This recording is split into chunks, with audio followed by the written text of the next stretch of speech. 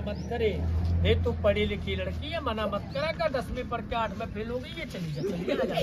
कोई बात नहीं है, मजाक मत करे, हाथ पकड़े की मान जा। अरे अरे चिल्लाए मत, कोई बात नहीं है। अरे नहीं,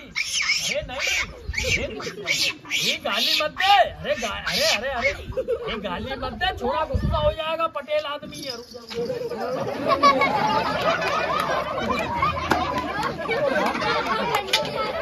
गाइस, अगर आप भी बजरंगबली के भक्त हो तो इस वीडियो को 1 स्टार जरूर देना।